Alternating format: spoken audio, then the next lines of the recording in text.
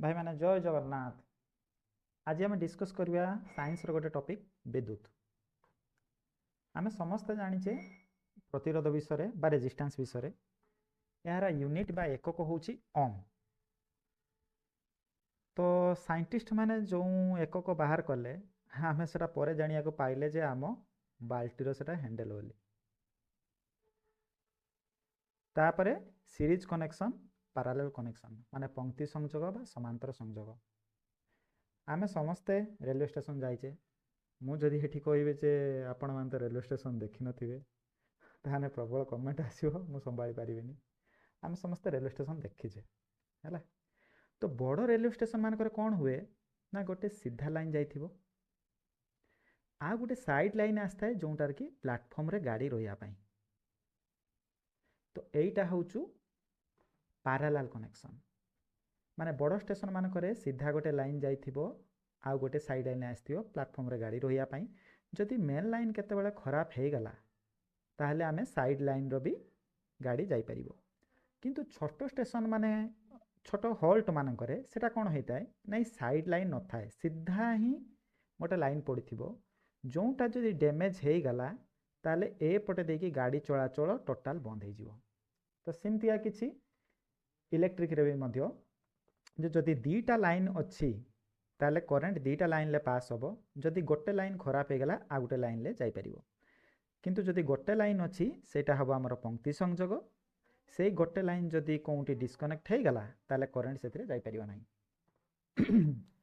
तापर आमे जानिया कोन ना समतुल्य प्रतिरोध बा इक्विवेलेंट रेजिस्टेंस। सेटा केमतिका ना मने करो दुई जन लोक गोटे कबाट भांगुचंती से माने पारिलेनी आमे आ गोटे लोक को डाकिबा तो तीन जन लोक मिसी कोन ना से कबाटा को भांगी देले।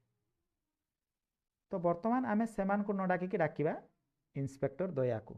दया दरवाजा तोड़ सी कौन करिवो ना एका से कबाटा भांगी देला। ताहले आमे एठी कहि परिबा जे से जो तीन जन लोक से तीन जन लोक को न डाकी जदि आमे केवल इंस्पेक्टर दया को डाकी थांते ताले से कबाटा भांगी पार थांता। ता माने ये तीन जन लोकर समतुल्य होउची किए ना दया। बुझी पाले सेमितिका किछि रेजिस्टेंस रे मन कर रेजिस्टेंस एठी सीरीज रे कनेक्शन है बा पंक्ति संयोग तीनटा रेजिस्टेंस लागिछि गोटे दीटा तीनटा। सी जदि कहबो एई तीनटार समतुल्य प्रतिरोध बाहर कर ता माने सी पचारुची एई तीनटा रेजिस्टेंस को हटे कि गोटे एमिति रेजिस्टेंस लगाओ जे तीनटार भैल्यू मिसिले जेतिकी हबो ए गोटे रेजिस्टेंस रो भैल्यू मध्य सेतिकी हबो। आसंतो देखिबा क्वेश्चन उपरे।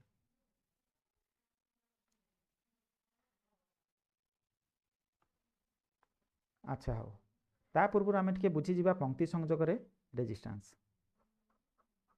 मन कर एटा होची पंक्ति संजोग बा सीरीज कनेक्शन।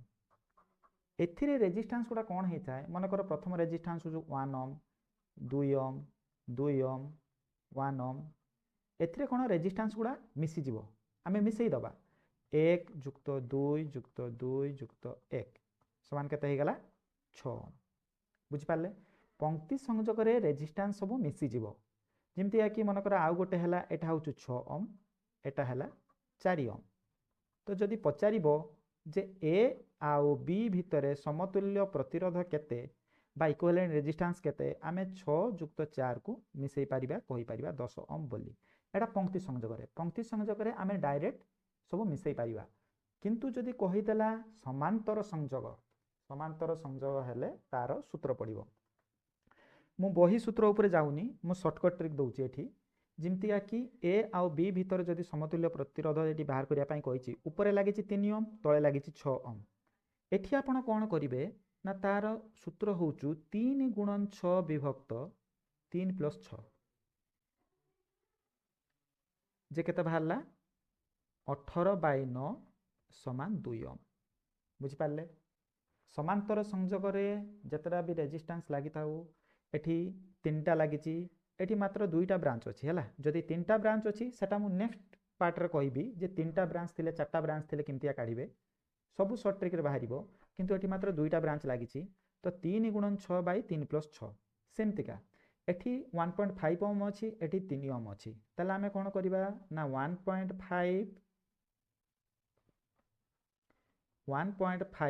गुणन 3 बाय 1.5 प्लस 3 ऊपर हे गला केते 4.5 तळे हे गला 4.5 तो इक्विवेलेंट रेजिस्टेंस बा समतुल्य प्रतिरोध केते बाहरला 1 ओम सेमतिका एठी देखंतु एटा आहुरी सहज माने एटा आपन को रसगोला खाइला बेले लागिवो केमतिका ना जदि दीटा ब्रांच रे समान हे गला ताने डायरेक्ट रेजिस्टेंस हाफ हे जिवो एठी 2 ओम एठी 2 ओम लागिछि माने सीधा आपन लिखि देबे 1 ओम एटा कोंटु आसिला देखंतु सेम रूल पकेबा 2 गुणन 2 बाय 2 प्लस 2 एटा केते बाहरला 4 बाय 4 समान 1 बाहरला ना नाही सेथि पाई जदि दीटा ब्रांच रो रेजिस्टेंस सेम हे गला ताले डायरेक्ट आमे तारो हाफ कर दबा सेमतिका एठी अछि केते 5 ओम एठी अछि 5 ओम दीटा रेजिस्टेंस सेम अछि तो केते हे जिवो इक्विवेलेंट रेजिस्टेंस 2.5 ओम किमतिका बाहरला ना 5 गुणन 5 बाय 5 प्लस 5 जे 25 बाय 10 समान